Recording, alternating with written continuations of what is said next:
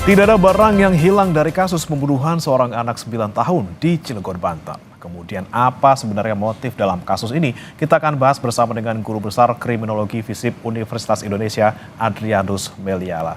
Selamat pagi, Prof. Adrianus.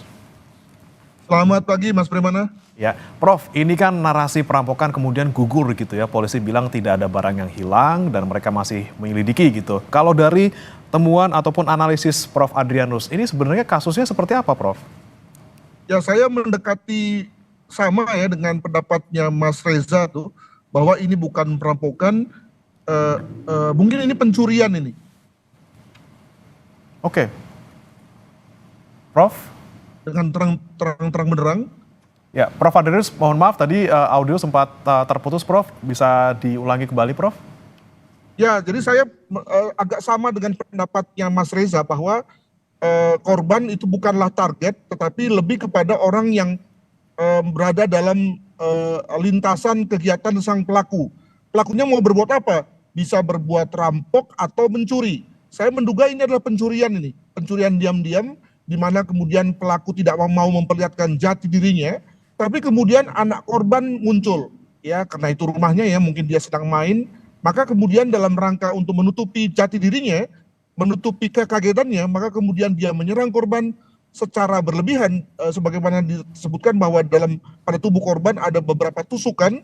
Bayangkan anak kecil kena beberapa tusukan kan itu sudah lebih dari cukup ya. Hal mana kemudian langsung mengakibatkan kematian, dan kelihatannya juga beberapa tusukan itu tidak tusukan yang fatal. Terbukti bahwa yang bersangkutan masih hidup dan bisa sempat dibawa ke rumah sakit, namun kemudian meninggal dalam perjalanan. Demikian. Nah, ini kalau misalnya kita bilang ini soal pencurian yang mungkin gagal gitu ya, Prof ya. Tapi ini kan ada kejanggalan juga terkait dengan keberadaan ART maupun Satpam yang seharusnya kalau secara logika gitu di dalam rumah mewah yang semewah itu, masa tidak ada orang lain sih di dalam rumah itu. Nah, Anda juga melihat ada kejanggalan di sana, Prof? Betul, jadi lanjutan daripada bahwa bahwa ini adalah kegiatan pencurian, maka bisa diduga bahwa pencurian itu dilakukan oleh orang dalam, ya. Oleh orang dalam bisa tadi ART atau Satpam, atau mungkin juga tamu yang datang tanpa termonitor oleh Satpam di perumahan. Nah, tentu orang itu bukanlah orang lain ya, bisa saja saudara, bisa saja kenalan lama yang kemudian bisa diterima diterima bertamu dan tidak menimbulkan kecurigaan. Lalu kemudian dalam prosesnya di situ dia mulai mencuri, kemudian ternyata dalam ruangan misalnya begitu ada anak yang yang kemudian melihat dan kemudian dibunuhnya. Jadi saya menduga bahwa ini bukan orang lain, bukan orang jauh ya. Dan saya juga sudah menduga bahwa polisi tentu memiliki feeling untuk itu, memiliki semacam dugaan untuk itu. Namun kemudian polisi tentu memastikan ya dengan cara membuat satu proses interogasi dan juga selidik TKP yang baik untuk kemudian sampai pada satu kesimpulan. Demikian.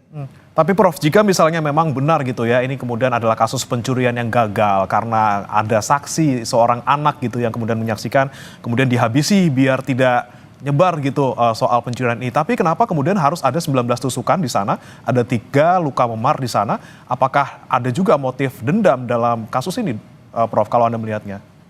Ya tentu pada tahap ini, apalagi kita sebagai pengamat ya tentu bisa saja membuka kemungkinan itu. Nah, masalahnya adalah bahwa kalau itu adalah tindakan yang terutama karena motif dendam, maka pertanyaannya adalah bahwa apakah benar selama ini ada hubungan yang kurang baik antara pelaku dengan keluarga, sehingga kemudian lalu ada satu pencetus yang luar biasa yang bersifat emosional dan kemudian meletup demikian rupa, sehingga kemudian lalu melahirkan satu kemarahan, satu ledakan emosi, berbuah pada 19 tusukan gitu ya. Nah, mungkin saja pada titik ini hal itu terjadi. Saya tidak menafikan, apalagi ketika ada kemungkinan misalnya ART atau supir atau tukang potong taman lah dan seterusnya, itu kemudian lalu mengalami ketersinggungan dengan keluarga, mungkin sekali terjadi ya. Hal mana kemudian anak menjadi sasaran kemarahan tersebut. Demikian. Nah, tapi Prof, mungkin selain tadi alasan terkait mungkin ada juga nih soal CCTV yang kemudian kok tidak ada gitu ya, dan juga ada kemungkinan karena ART dan juga Satpamnya tidak ada, kemudian ini bisa diduga mereka menjadi pelakunya. Selain itu apa sih, Prof, yang memperkuat kalau misalnya memang benar ini diduga dilakukan oleh orang dalam? Jadi saya bayangkan bahwa dengan TKP yang seperti ini kan tentu TKP mudah ya. polisi itu tentu harus segera in control ya, mengendalikan situasi, segera mewawancarai para orang-orang yang diduga itu, lalu dengan cara terpisah dan kemudian melakukan cross check ya. Jadi oke lah tidak ada CCTV, tapi dengan adanya satu keterangan yang bersifat konfirmasi dari satu dengan yang lain, maka sebetulnya polisi bisa menduga pada titik ini, jam ini, di lokasi ini ada apa, begitu ya. Nah, maka lalu kemudian bisa ditrasir lagi dengan adanya sidik jari, dengan adanya DNA, hal itu bisa menggantikan posisi daripada CCTV tentang kontak fisik yang terjadi antara pelaku dan korban. Saya kira itu ya. Dan saya juga menduga sekali bahwa dengan lokasi seperti ini, TKP seperti ini, pasti polisi sudah memiliki banyak data. Cuma tadi agar kemudian lalu tidak spekulasi kemana-mana, demikian juga tidak lalu pihak-pihak yang terlibat itu lalu kemudian keluar dengan skenario lain, maka kemudian disebutlah bahwa polisi sedang mencari, sedang mendalami dan seterusnya. Demikian. Oke, Prof. Kemudian ini juga yang menjadi sorotan terutama oleh masyarakat juga terkait dengan peran seorang ayah korban yang juga seorang politisi nih, Prof. Yang ini mungkin kebetulan ya, karena di 2 hari sebelum kejadian ini di tanggal 14 Desember, ini ayahnya baru dilantik jadi Dewan Pakar DPD PKS Kota Cilegon. 2 hari kemudian ada nih kejadian pembunuhan seperti ini. Apakah juga ada kemungkinan, Prof, ada motif politik ataupun pelakunya ini adalah terkait dengan posisi ayah korban yang sebagai seorang politisi? Ya tentu narasi seperti ini memang menarik ya, namun dari pengalaman banyak tidak benarnya begitu ya. Kita dengan mengaitkan itu lalu seakan-akan ada konteks cocokologi gitu ya. Nah, saya lebih berpendapat pada konteks ini apakah karena dendam ya, atau juga karena pencurian, itu adalah 2 hal yang lebih mungkin ketimbang ada motif-motif politik yang terkait dengan profesi bapaknya. Jangan lupa bahwa kalaupun misalnya dibilang profesi politik, bayangkan bahwa bapaknya bukan ketua DPD gitu ya, yang mungkin lebih vital atau lebih mungkin untuk membuat orang sakit hati ya, misalnya dalam rangka penunjukan pengurus cabang atau yang lain ya. Sementara sebagai penasihat itu tentu tidak berada pada posisi yang membuat orang sakit hati atau marah ya. Mengingat penasihat itu lebih kepada fungsi-fungsi advisory atau fungsi-fungsi pemberian saran saja. Demikian. Berarti memang dari segi posisi juga bukan posisi yang dalam tanda kutip ini inilah ya, bisa memicu orang untuk melakukan hal seperti ini. Kemudian Prof, ini kan 8 saksi sedang diperiksa oleh polisi. Kemudian bagaimana seharusnya dilakukan oleh polisi untuk mengungkap kasus ini? Tadi terutama untuk orang-orang yang di dalam gitu ya, mungkin ART dan juga Satpam yang tidak ada di tempat waktu di lokasi, dan juga mungkin tetangga. Apa yang kemudian harus didalami oleh polisi untuk menemukan pelaku yang sebenarnya? Ya, kita misalnya mengetahui yang namanya alibi kan.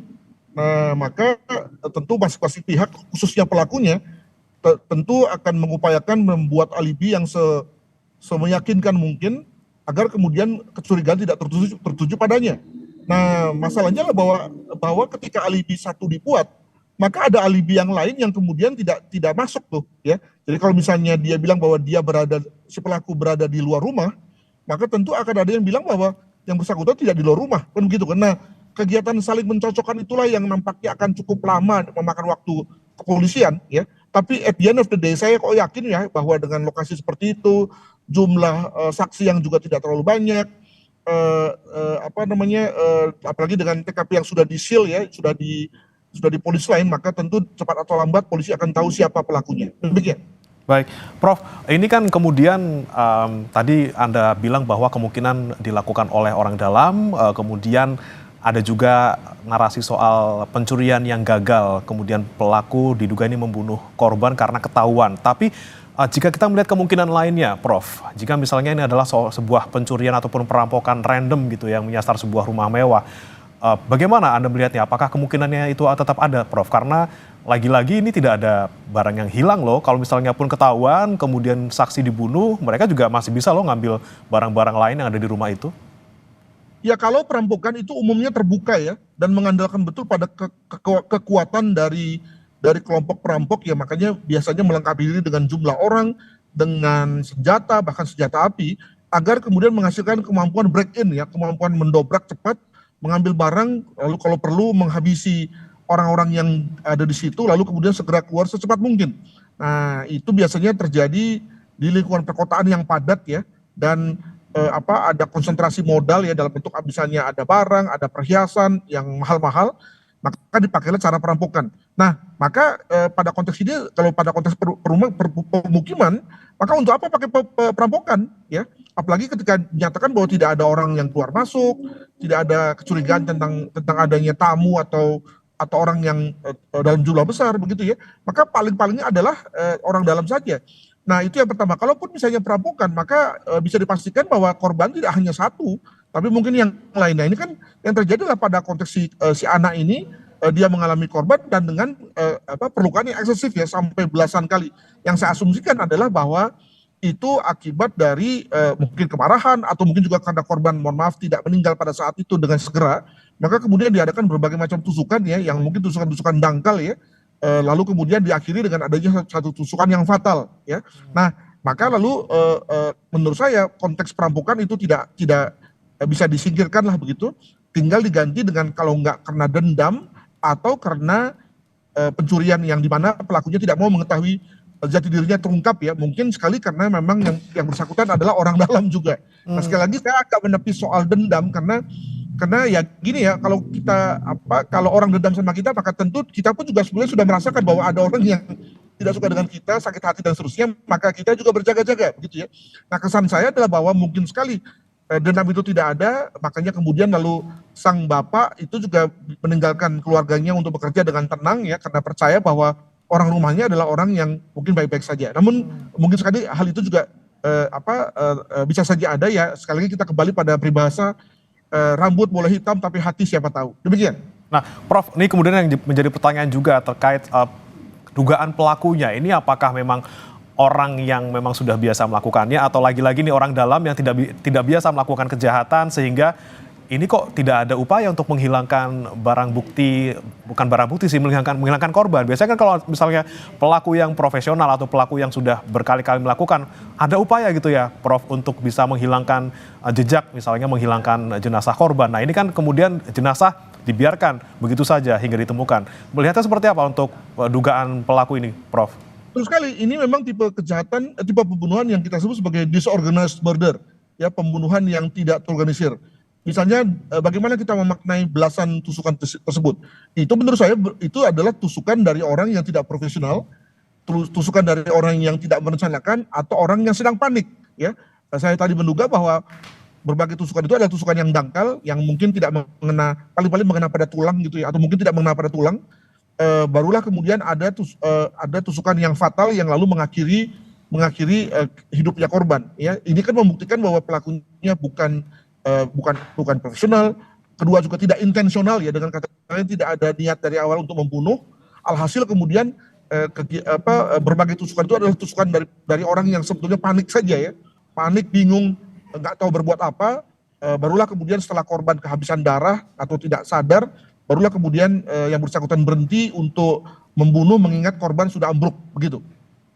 Oke, baik. Terakhir, Prof, terkait dengan tidak adanya alat bukti yang ditemukan, misalnya alat untuk menusuk korban dan juga tidak adanya rekaman CCTV, apakah ini kemudian menjadi penghalang ataupun kendala yang besar bagi polisi untuk mengungkap dan membuktikan kasus ini?